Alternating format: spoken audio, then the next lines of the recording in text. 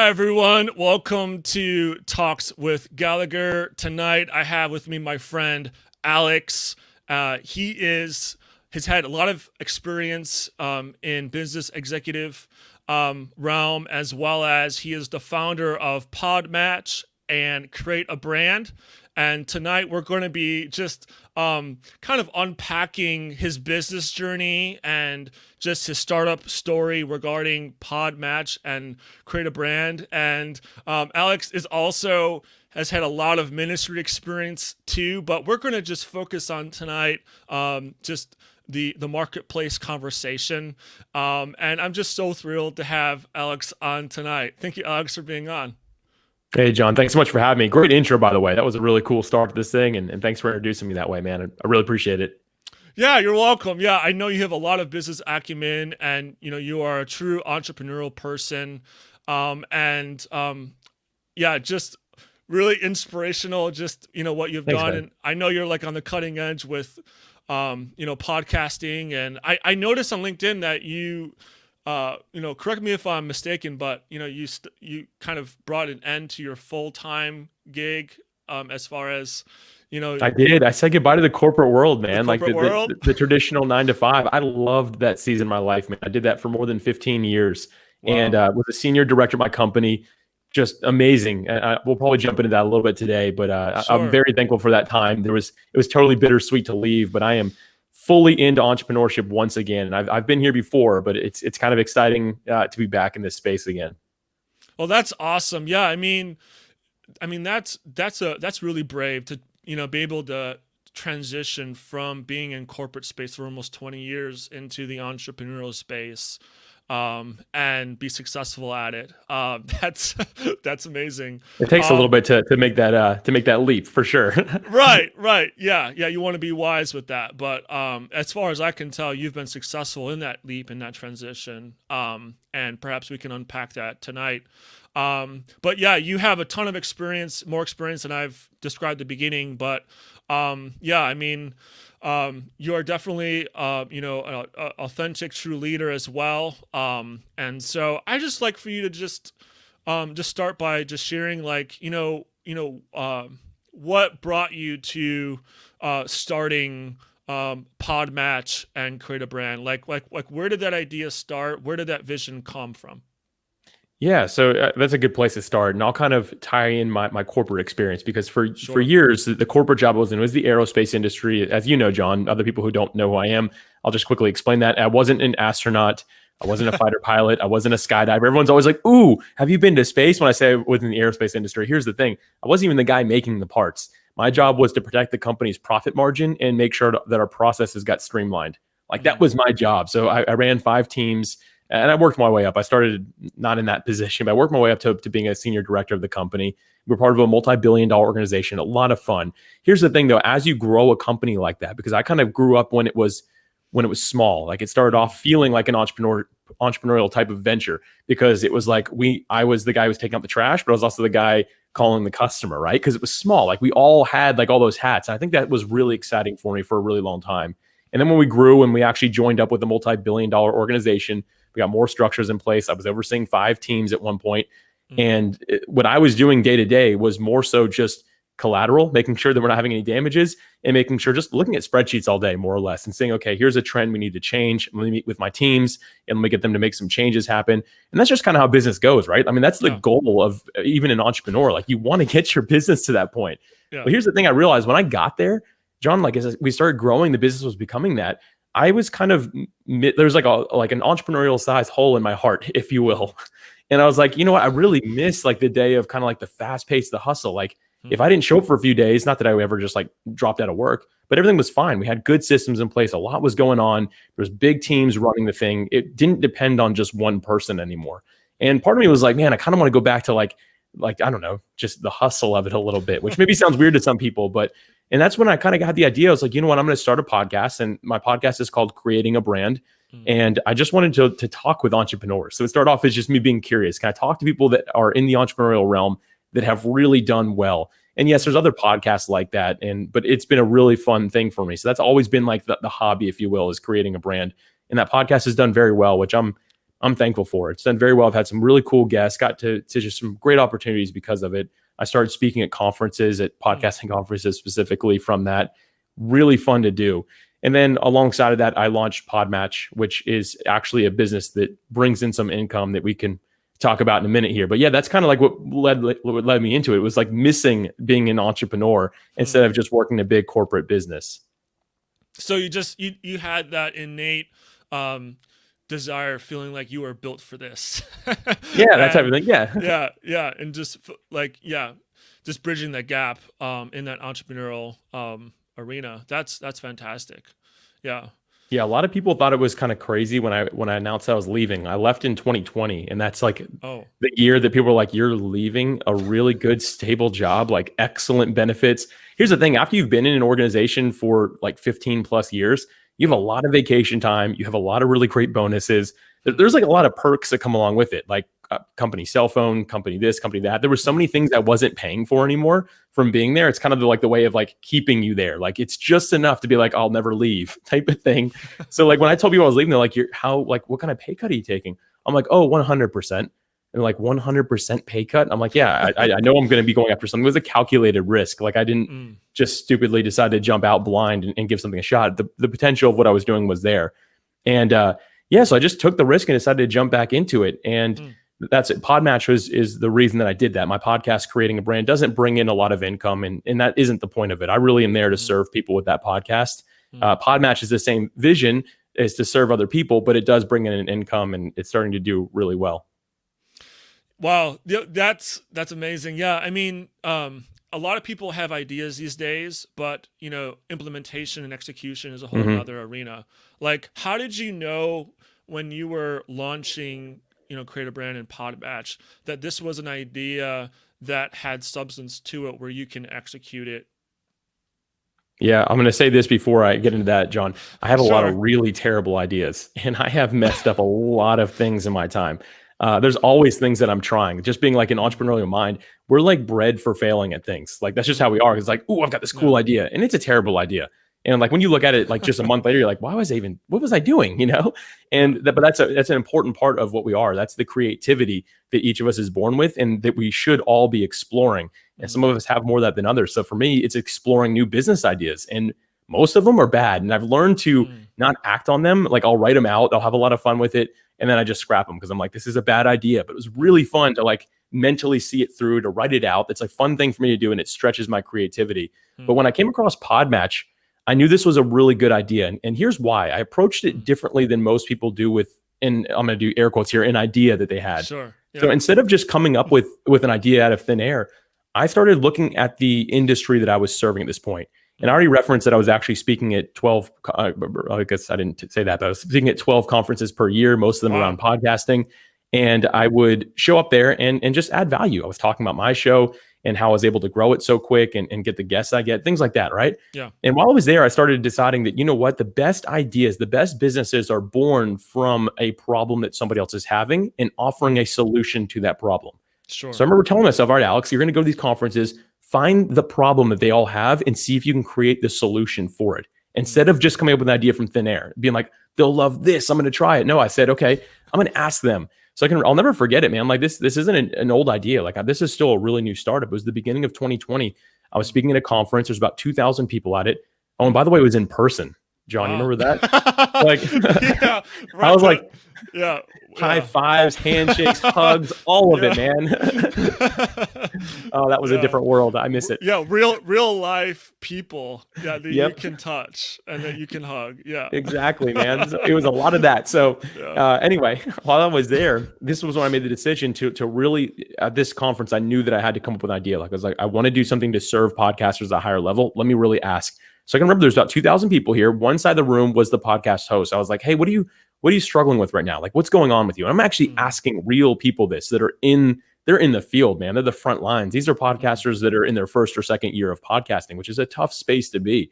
I mean, all the respect in the world to you for doing this, man. Like the way I can describe podcasting is a labor of love. Like the fact that you do this, you're streaming it, like it's a big deal, man.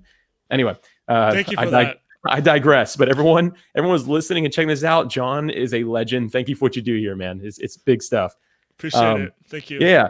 So anyway, I was just asking them, and a lot of them kept on saying the same thing. Alex, I'm really having trouble finding good guests for my podcast. And when they said good guests, I had them define that a little bit more. It wasn't just like a good person that can speak well. It was more so, this is my focus for my podcast. I can't find a good guest that can also talk about that focus and keep it in the right direction that I want it to be in. I was like, oh, okay. Yeah, that's tough. I don't know anybody in that space. But what was interesting is there was 2,000 people at this conference, and a large portion of them were not podcasters.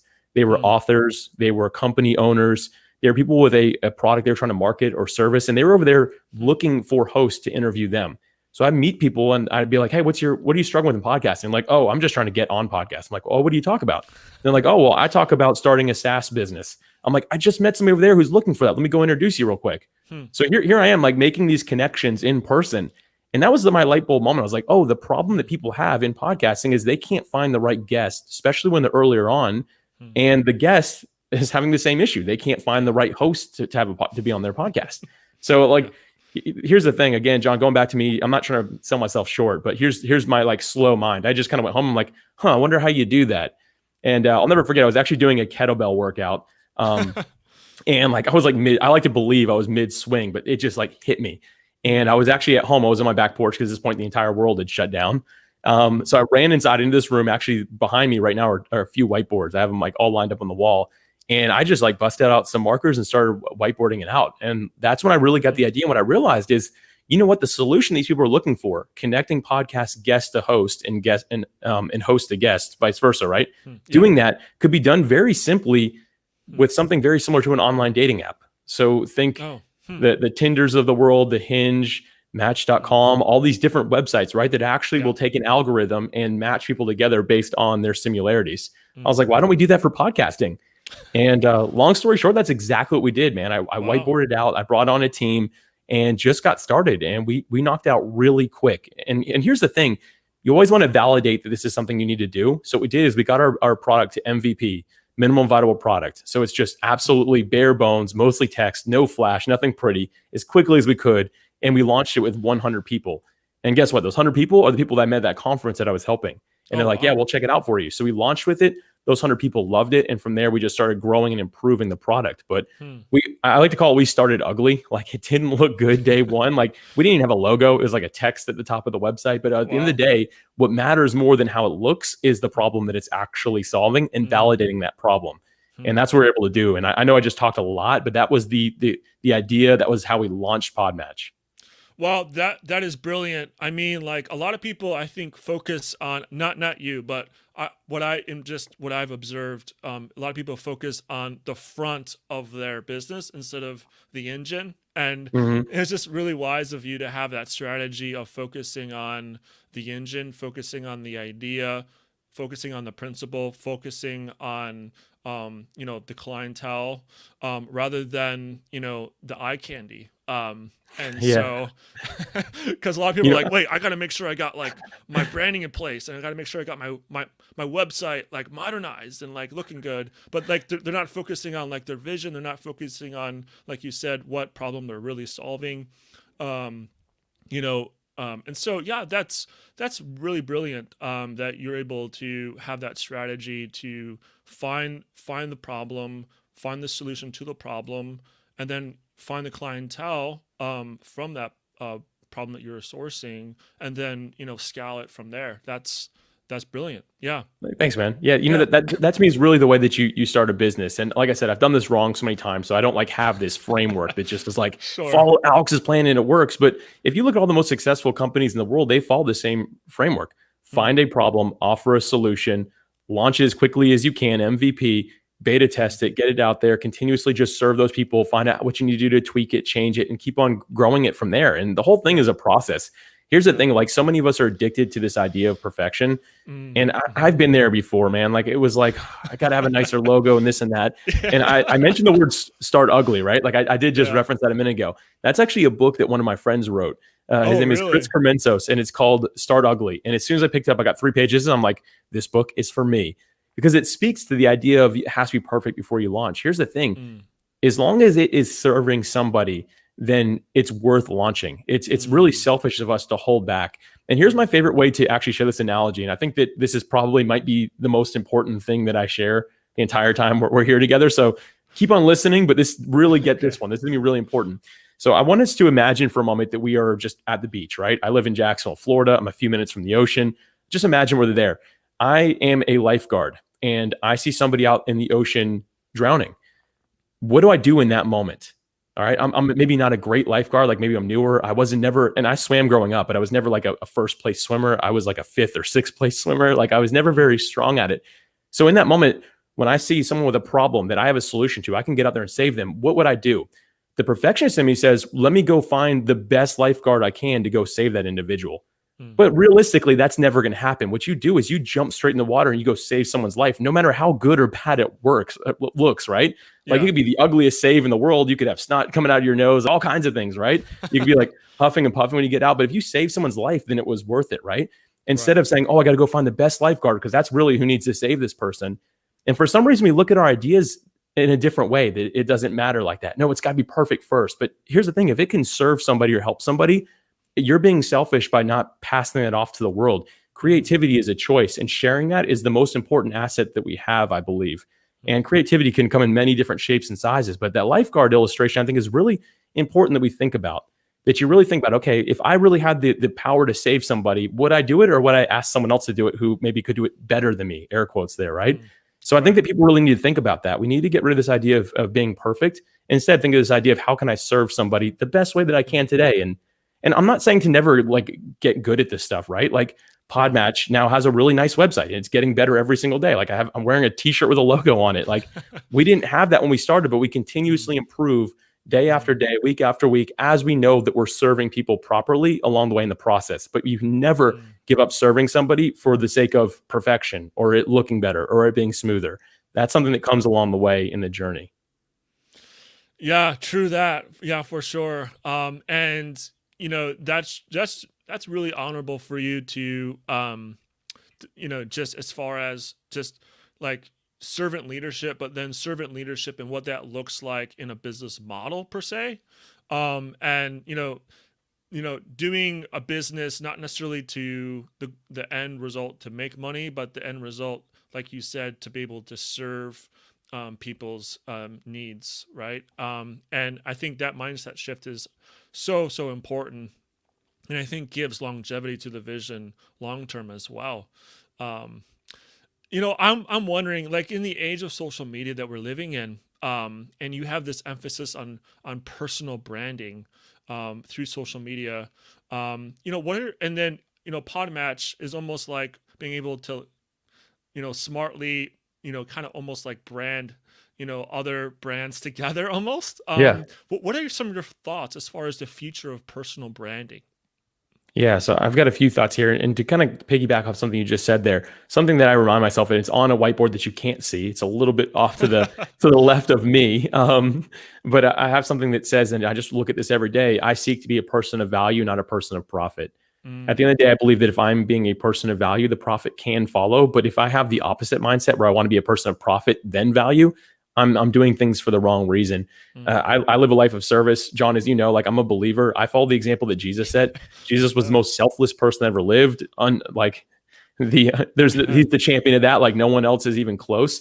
And I just do my best to be like him. And I'm not perfect. And I'm working toward that every single day of getting better and more like Jesus. But I Mm, do know it begins with me being a person of service and being willing mm, to love others and give to whomever I can. So that's really important. I think that really flows directly into where I see the future of branding going and social interaction. Sorry, mm. digital social interaction. Um, Yeah. there's a difference, I like to think. Yeah, there is. But Yep. anyway, like where I see the future going we're going less and we're getting further and further from the transaction. Like Mm, advertising isn't working like it used to. The mm, pitches aren't working the way they used to, where people just would be like, "Hey, you need this, and here's something mm, for you." And that's we all get that stuff in our inboxes every day, and we just skip right over it because people are longing for an actual connection. They are mm, longing for some form of community. They're longing for some sort of purpose in what they're doing. And I think that people are getting more and more disconnected from that in their real lives. And yeah, on for social sure. media, it's always just been a complete disconnect. So Mm, people are starting to yeah. realize that, oh, if we can bring this online, it might really help out. So I think we're going to see a future with more personality. I don't know if that's always a good thing necessarily, but I do think that that's the direction that it's Uh, going. wow. Okay. Interesting. So personality. Now, ex- can you unpack that a little bit? Like, what do you mean by personality? Do you mean like diversity of creativity when it comes to how the expression of branding is concerned for that niche, or Yeah, so we see this with a lot of even big businesses. If you look at like, a great example is the Twitter account that Wendy's has set up. It's it's mm, from it's from like the perspective of Wendy, and she's supposed to be like a fiery little redhead. And so like the remarks that she makes to their customers are like kind of rude and stuff like that. But that's the personality that it took on. And so that brand has done a great job embracing this is the personality we want people to see. It mm, feels less like a business and more like an individual, but that's a massive business, right? yeah, And so that's a really big example of somebody who's doing a really good job of humanizing something that isn't human. mm, I think the days of B2B and B2C, all that stuff is gone. I think it's going to go human to human. And I think it's mm, just a matter of us really showing who we are. So yes, it's diversity and where you stand with that type of thing. It's unfortunately, it's a lot of politics these days, but people are really throwing their stuff out there and figure mm, out who their tribe is, and they're getting more connected with that. And I do think that there's some limits there needs to be, but really something that's important today is letting your personality shine through what you're involved in. So mm, example, Podmatch, I'm one of three people that are really heavily involved with it right now, but I'm the face of it. And that was the mm, decision from day one. We said, all right, it was a group decision. Alex is going to be the face of this thing. So my thing is I'm always out there. I'm always like the one on the social media. It's not always me doing it, but I'm always the one directing the content. Like, hey, let me do a quick mm, video, let's send it out to everybody. And I want people to know that I'm thankful for them. I'm there for them. The emails are usually coming from me instead of from somebody else. And we've found ways to streamline that and to automate a lot of it. But nonetheless, it is still my personality getting engraved into it. And it's really important that people feel the human element of it instead of being a mm, wall of computers or machines, right?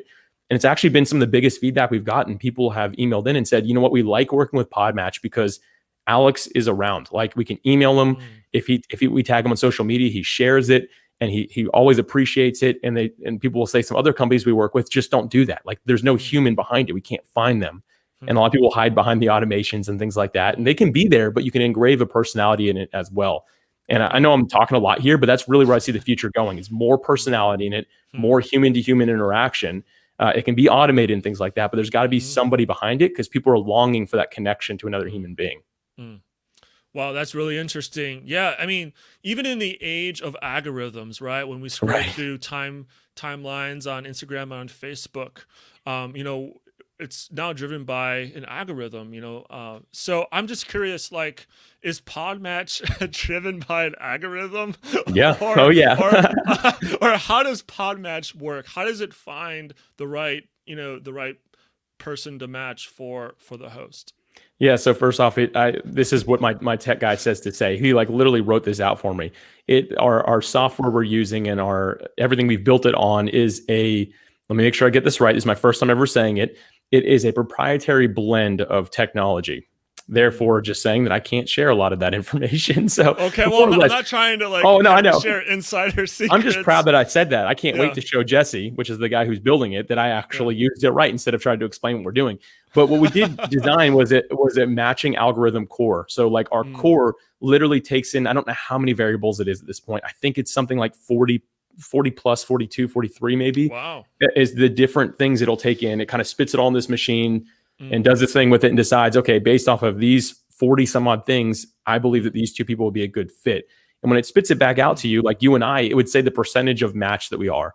And that takes in things like if I only have guys on my podcast and mm, and a lady wants to be on it, it's going to tell her no, you're not going to be a good fit because he doesn't ever feature women. He only features guys, which would be super weird. But like, but and something like that. Or if I'm a millennial like podcast, so mm, it's by millennials for millennials, and somebody mm, who's in their 60s or 70s wants to be a guest, it's going to tell them, hey, you're not going to be a good match because you're not who he's looking for. And also looks at things like time availability, language, and then basic information about the actual show and the person. So it's basically reading your bios and things like that and deciding, okay, this mm, is what John knows about, this is what he's into, and here's a few podcasts that are looking for people like that. So it's really tech. There's a lot of tech involved in it, but yeah, it is a matching core algorithm that we've spent a lot of time on. We've interesting. been improving it time and time again. Like Mm, we're in version 4 of it. So wow. we just get stronger every time we do it. Wow, that's fascinating. Wow. Yeah, it's really cool, man. I don't Yeah. know much about it, but it's cool.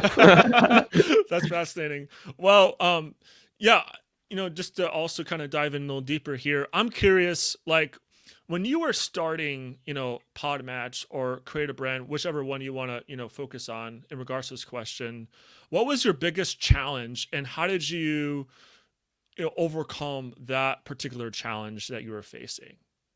Yeah, so I'll kind of use both as an example, but Sure, I'll lean more towards pod matches is something that people can relate to. But early sure. stages of anything you do, we always we always undersell ourselves on what we think we can do.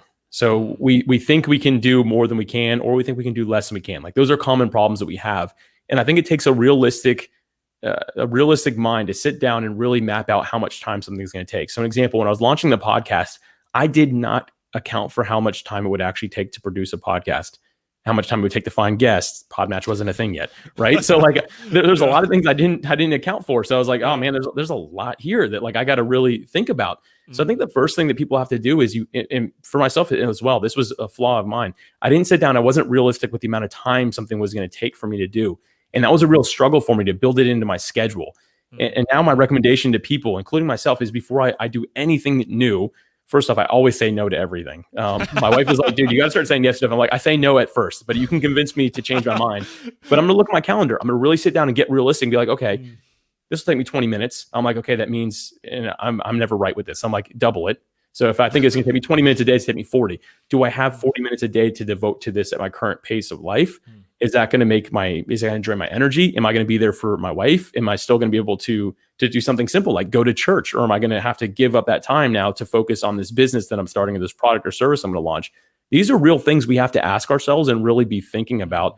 And when I launched both of them, when I launched creating a brand, mm, I did not account for that well, and it was a struggle mm, for me. The first year of it was really tough for me to get ahead of and to do really well with. And with mm, Podmatch, I really knew what I was getting into. I dropped a part time my job. I left my job. I'm doing this full time wow. at this point, which is really cool. But it's one of those things that I really did understand the timing that was going to be involved in it. I think that again, that's the Mm, biggest thing that I see people doing is not understanding the actual the cost from a time mm. perspective of what something's going to take for them to do it. Yeah, that's a really good point. It's like, yes, you're right. Some people don't fully come into account like how long things take to build and gain momentum. And then once you have momentum, being consistent with letting that momentum continue to blossom. So, yeah. It's a lot, Wow. man. Yeah, yeah, it is. Yeah.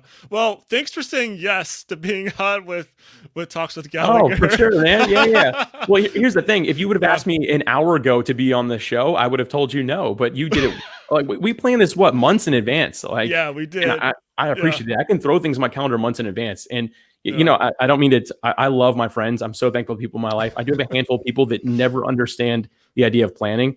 And Mm, for all I know, my phone's on do not disturb right now. But I could pick it mm. up and there could be a text. Hey, what are you doing right now? You want to hang out? And I always have to say no to that because by the time the date has come, I'm very structured my calendar. Like I understand the value of my time. Mhm. I can't. Like there's no way. It's very rare that you're gonna catch me day of. But yeah, I'm Mhm. glad to be here with you, man. I'm glad we scheduled in advance. Yeah. You know what you're doing here. I appreciate that. Yeah, thank you. Yeah.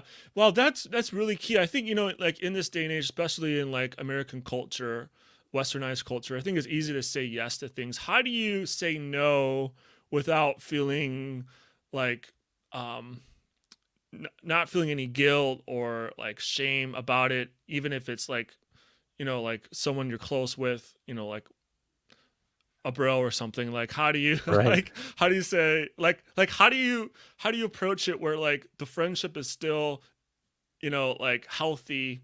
Like yeah, I'm just curious, like how do you go about doing that? Because Yeah, John. sometimes saying no is like, whoa, okay, Right. Yeah. all right, well, sometimes can become, like, yeah, like, oh, okay, like, yeah. Well, I'll tell you this, John. This is a great question that probably needs to be talked about more among people. So Mm, I'm really excited that you asked this question, mm, and I'll start off by saying I'm not the best at this. Like mm, I'm a non-confrontational individual for the most part. mm, As I've gotten older, I seem to be getting better and better at confrontation. mm, Um, it's interesting. There's this old saying that in your 20s you care what everyone thinks. In your 40s, you don't care what anyone thinks. And then in your 60s, you realize no one was ever thinking about you to begin with.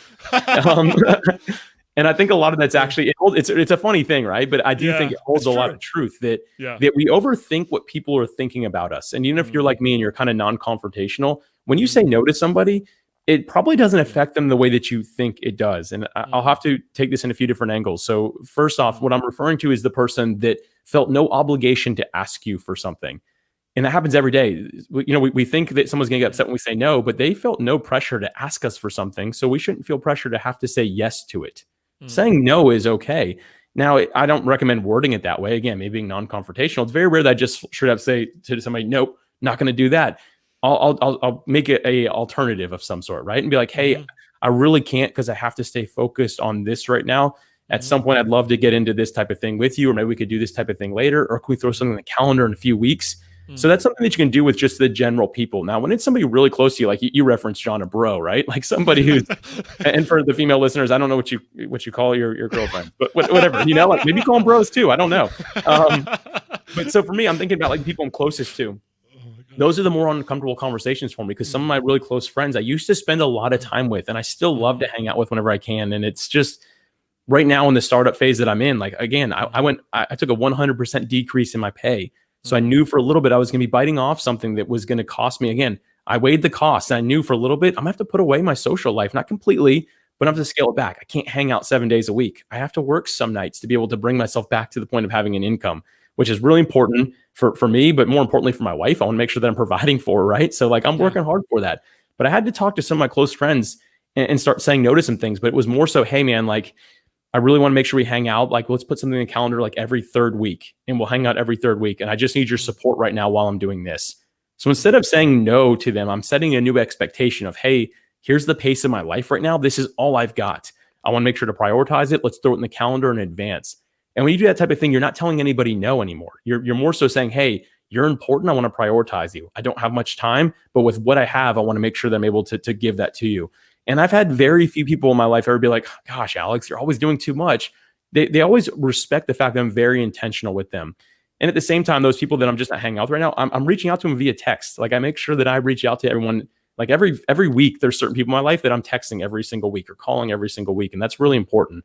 I know I'm taking off topic a little bit there, but it's That's again, okay. your main people in your life, those main relationships are really important to make sure that you continuously pour into no matter how busy you get. But at the same time, in order to say no to them at some extent, you have to set a new expectation. So that's a really important thing to do. And for me, it's been healthy. Sometimes it's tough to have those conversations, but it's been a healthy thing for me to do. Yeah. Wow. That's really, wow. That's brilliant. So, do you think that your boundaries has helped in your success as what you've started in your business? Do you believe boundaries have really helped kind of leverage your Yeah. success in what you're doing now? Yeah, I mean, it definitely has, and that's part of the learning curve. Here's the thing: I'll tell you exactly where we're at with Podmatch right now. We are exactly. I looked at what were our MRR, monthly reoccurring income. So I looked at revenue. Sorry, monthly reoccurring revenue. I looked at where we're at today, and our goal, our projection from day one was to be, as of today, exactly 140% greater than where we are today. So we have one where we are, and not to date. Like we believe this is going to happen for a few years, right? Like we are actually ahead of schedule for where we thought we'd be. Oh, wow. But here's the thing: like now, where it comes to boundaries, is I'm already looking at, okay, here's what my day looks like right now, and some days I'm working 10 hours. So I have to ask myself, all right, Alex, could you do this at 140% the pace that you're doing it right now? If not, what needs to change? What boundaries do you need to set for yourself? Like what emails can come to you? What conversations do you take? What work are you actually doing? Because a lot of people don't think that way. They kind of start a business and then they get into I get it. Like when you start a business, you're the salesperson, you're the accountant, you're the marketer, you're customer service, right? You're the HR person, you're everything. And I get it. But when you think about where you want it to go and you start getting a little bit of traction, most people get stuck and they never pass a certain amount because they get full time into their inbox or full time into support or whatever it might be, right? That's what happens to us just realistically. But when you don't set an expectation, you don't set a boundary, you can't scale. So again, for me today, when I'm doing my evaluation, I'm sitting back, I'm reflecting, I'm looking at it. I want to be 140 times at the pace I'm at right now. I have to make some changes. I have to set new boundaries. And so what I started doing with my team today, I even said like, hey, you can no longer talk to me, is what I said, which is a weird thing to say, right? I'm like, it has to go to a Trello board because that's how we're managing things. There's no more walking into my office and asking me for this or saying this to me. It's got to go on the Trello board. You can't set anything within 3 days of this time. It has to be within 3 days. It has to fit within the schedule. You have to make my calendar for me moving forward. I also can't check that inbox anymore. Like these are a bunch of things that have to happen because again, if I want to be able to do this, I'm repeating myself a lot, but at 140% the pace I am now, there has got to be some serious boundaries. And I'll say this is where most businesses don't get it. They can't pass this point. And this is probably the most difficult thing to do in business is not just come up with the idea, not just be serving somebody, but to scale that takes it takes some real expertise. It takes somebody with some real strategy and a mind to do that. So boundaries have played just a pivotal point in what I'm doing. And I have to continuously evaluate it as the company transforms and grows. Yeah, that's so wise. I mean, you're right. Yeah. I don't want to summarize what you just said, but yeah, that's so wise. I mean, yeah, that's again looking at the engine of the business instead of Right. the face. And you mentioned Trulio. So do you recommend, like, do you have emphasis? It sounds like you do, as far as project management and workflow and those types of things, as far as how you organize and build, with internally what you're doing. Yeah. I mean, it sounds like you believe in that. I mean, Oh, I do, man. Like the power of automation is so important. So whenever I'm doing anything in business, and I brought this from my corporate life, there's 4 things I look at when I'm looking at any project, any task, anything that has to be done. I look at a possible way to automate it, delegate it, educate others to do it, or eradicate it. Those are the 4 things I'm looking at everything. eradicate it. Okay. Yeah, like which is true, man. Like sometimes you got to get rid of it, man. Like yeah, it's old, right? Yeah. here's the perfect example of this. For when we launched creating a brand, we spent a lot of time on Instagram because it's the big thing. Everyone's like, you got to be on Instagram, got to be on Instagram.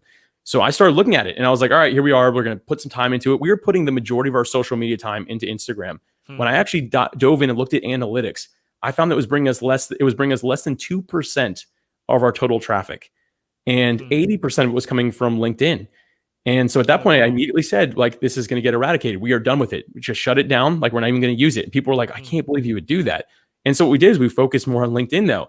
And then it started bringing in 95% of our total traffic was coming from LinkedIn. And we grew substantially. Like, we went from a nobody podcast to a top 20 podcast in the entrepreneurship category on Apple and got featured by them and things like that. Like, it crushed it. And I'm saying this humbly as I can, but it was because I realized that, like, I had to remove something that people said I needed to do that just didn't make sense. I found where my audience was and I stuck with them. But anyway, that was like a side note there. But back to the bigger point is like, yeah, automation is so important. Like, so automate, delegate, educate, eradicate. Like, those are the 4 things. So the first thing I was looking is where I can automate this.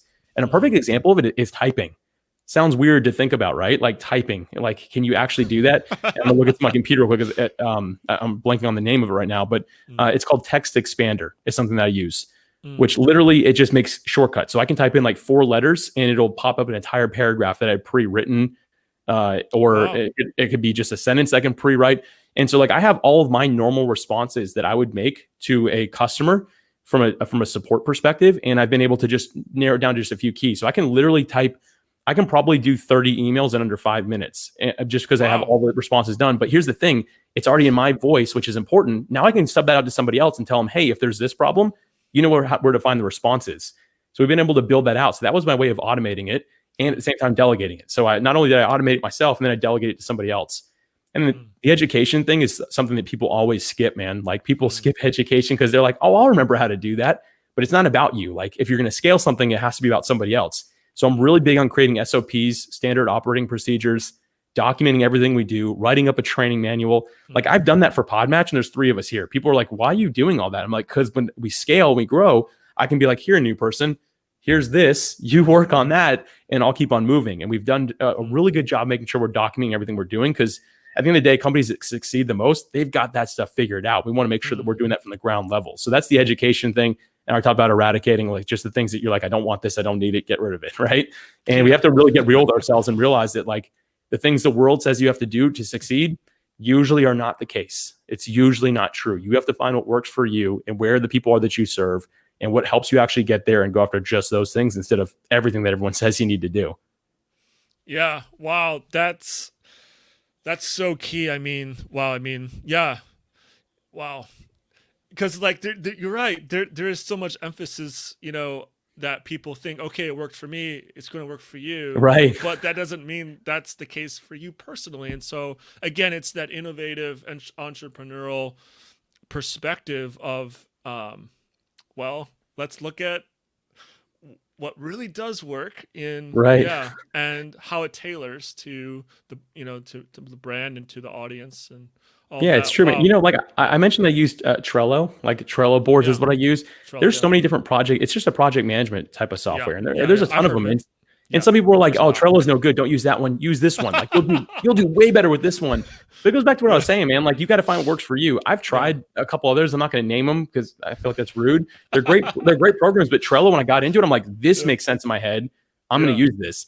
And all these Yeah. tools, man. Like something I love about this digital world we live in is most of this stuff is free. Like I'm not even Yeah. paying for most of this stuff. Like the free version of Slack, the free version of Trello, Mm. of all these different softwares that I use on a daily basis are Mm. great for me. I mean, I'll pay for them if I need to, and if it really helps a lot. Like you have to really know the value of something. But at the end of the day, people are like giving this stuff away for free, which I just think is amazing. Like my business is succeeding right now. I'm not paying much on that side of things. Like we don't have like a huge income at this point, but our expenses are exceptionally low as well, which is kind of a cool thing to do. But there's no right way to succeed. It's a matter of getting out there testing, using these things. What I don't recommend to people is to try to keep it all in your head and without any support, without any help. There's something out there that can make it easier for you. Get out there and find those tools and use them. That's what they're there for.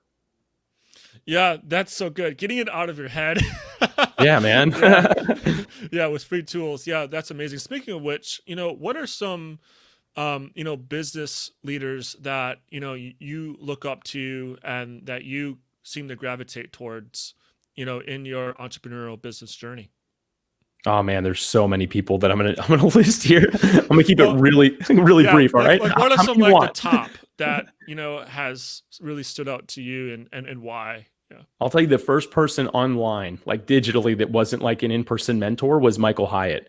And Oh, still this yeah. day, I learned a lot from Michael Hyatt, man. Like just a true person of value, man. Like I found him, I literally typed in virtual mentor in Google like 9 years ago. And his website, when I clicked on it, said your virtual mentor, Michael Hyatt. And I was like, I don't know who this guy is, but I like him, like, and man, he's always just indirectly just pouring into me, which has just been such a great thing. And if you don't mind, I'm going to do a little plug here. This might make me sound a little prideful. I don't mean to, but his team reached out to me last week and asked if I'd have him on my podcast, which is like just a dream come true that I'm going to get to interview him. So they like sent me his new book and they're like, hey, can you read it first? Then we'll have him on your show. Like that for me is like full circle, man. Like getting to meet one of my heroes, like really excited about that. But anyway, sorry. That's awesome.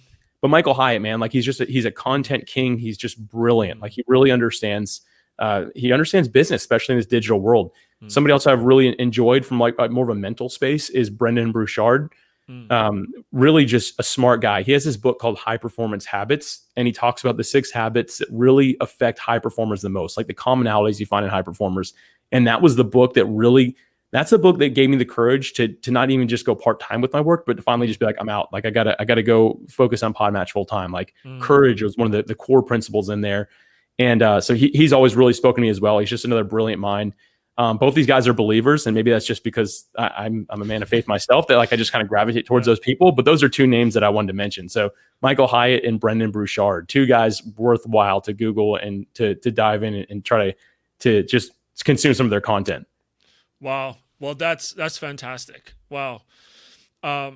So, as we kind of come to a close, I'm just wondering, like, what would you tell, someone who is, an emerging, aspiring, business person or, entrepreneurial person, that, has an idea, has, a vision, but, and is doing a 9 to 5, but doesn't really know, like, okay, like, what, like, where do I start? Like, what do I do now? Like, yeah.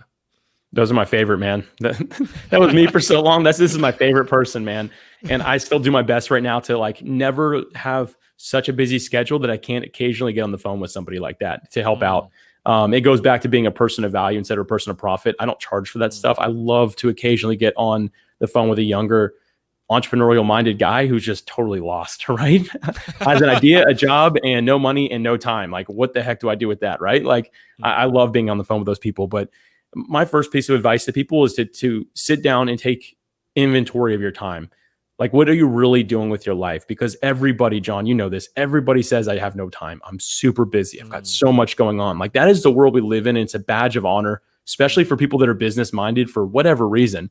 It's like, oh, you're cool if you say you're busy. If you say you're not busy, it's like, you got nothing going on, man. Like, but it's not true. It's a really dangerous space to be. So I always tell people, start with taking inventory. And what that simply means is get a notepad. I don't recommend using your phone. Get a notepad and follow yourself around for a week. And when I mean follow yourself around. Like, what are you doing? If you can say from 8 till 10 p.m. I'm watching TV, that might be a problem, right? Like, but you need to take inventory of all before you make that decision. Actually, this is kind of funny, John. I had somebody who did this exercise, and he came back to me a week later, and one of the first things he says is like, well, I spent too much time in the bathroom. I'm like, what?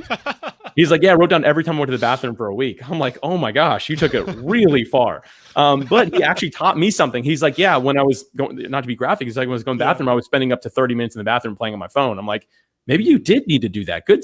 That was smart. So he cut down his bathroom time. He ended up cutting down his time on social media as well. Cause on your phone, you have screen time on all phones will tell you how long you're using them now. Oh, right. And most people that I ask when they're like, oh, I'm so busy. And I'll do this sometimes in person, be like, can I see how like your screen time on your phone?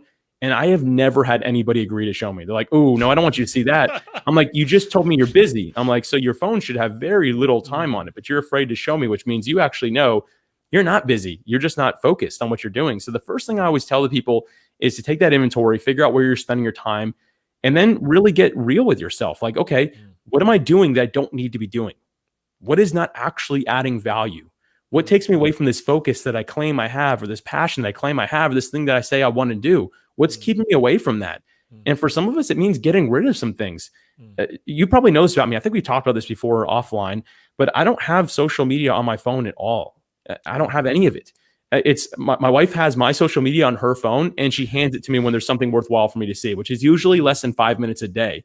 I'm not missing it anymore, but most people would never be willing to do something like that. Like, that scares people. But I knew that I had a dream. I had a vision of something that I wanted to accomplish, and that wasn't in the books. But it all begins with that spot of taking inventory and then really making some changes based off of it. Like, you've got to be willing to make changes in your life if you really want to go anywhere.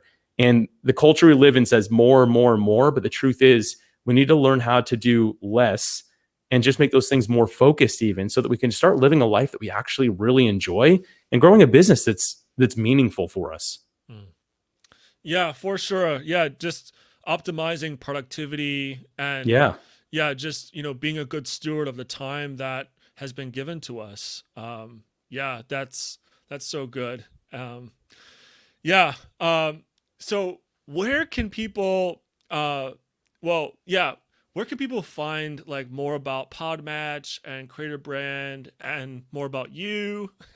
Yeah. So Podmatch, if somebody's has like a book, a service, just is looking for more influence, has a message to get out, and you want to be a guest on podcasts, you can go to podmatch.com and create a free guest account. And the flip side, if you're a podcast host and you're listening to this, there's also a way you can create an account and you can find some guests on there. So podmatch.com has everything that you need for that. And anything about me, I mean, first off, I'm going to say that this is a great place to hang out. Like, stick with John is the first thing I'm going to say. If for whatever reason you are curious to learn more about me, that's fine. But I'm just recommending you hang here with John. But if you do want to find me, you can just go to creatingabrand.com/free. So that's creatingabrand.com/free. And that just has some things that are on my heart that I like to give away. And I like for people just to be able to check out and kind of be part of what I'm doing. I don't actually have any products with creating a brand right now. Everything I have is completely free, just as a way to add value and to serve others. So that's really important to me right now. Might not always be I'm not saying that won't always be my heart, but I might have a product at some point. Just right now, I'm really just there to help and serve people, man. So those are the two things I'd say. So creatingabrand.com/free and podmatch.com. And that's everything you need to know about me there. Excellent. Great. Yeah. I want other people to know more about, your business and who you are. And I'm sure there's going to be other people out that would be curious about, all that you have to offer. So yeah. Thank you so much, Alex, for being on with us tonight. I really appreciate your time. You shared a lot of gold nuggets tonight. And it was just Just a great pleasure to have you on. Is there any final words you wanna share to those watching? Yeah, man, I'm glad you asked that. Too many people just skip that, John. So again, it shows to your ability to be a great podcast host. So thank Oh, you. thanks. The last thing I want to say to everybody is a line that I had to learn myself. It's that you have greatness and creativity within yourself. Mm, I believe that all of us as created beings, we are byproducts of our creator, which means we are therefore made to create ourselves. mm, And a lot of people will kind of suppress this in themselves. Maybe that's their own doing or people in their lives. People tell you you're not creative, that you don't have greatness in you. And a mm. perfect example of that is myself. As a kid, I was dyslexic and I really struggled my way through school. I can remember Oh being wow. in my early teen years, and I still couldn't read and write. Like it was tough for me. And I really struggled with that. And even at some point, I was actually healed from that. And I was able to actually get caught up, never did great through school. And I remember when I got out of high school, I always knew that like I wasn't supposed to be anything special. Like that's something that I felt Mm, like I knew. Like I just mm, wasn't because I was just lucky to be able to read and write at this point, right? And that was enough for me. But then something really changed in me. For me, it was my relationship with God that took off that I realized, no, I have greatness and creativity within myself. And so mm, does every single other person on this planet. It's up to us to exercise it and to use the skills and talents that we have. And yes, we all have shortcomings. We have things that are just not great about us, right? Some things yeah. that will hold us back. But at the end of the day, Yeah. if you can do the best with what you have and exercise that, you can get better and better at being a creative individual and you can create greatness. And at the end of the day, that's what it's about. It's about serving other people with the creativity that we can. Mm, And all of us have a different form of creativity. It doesn't mean you're an artist mm, or anything like that. It doesn't mean you're a software engineer. It might just mean that you're great at loving people and you find mm, creative ways to be able to spread love with other people that just doesn't make sense to most people. And if that's your gift, use it. Use it yeah. for the greatness of the world and to make it just a better place. So again, my final thought today, man, is just to think about the greatness and creativity you have within yourself and really exercise and grow in that area. Amen. I couldn't have said it any better. Wow. Thanks, man. Well said. Well said. Well, that was just such a brilliant conclusion to tonight's podcast with Alex. And thank you so much, Alex, for being on. And thank you, everyone, for listening and watching. See you till next time.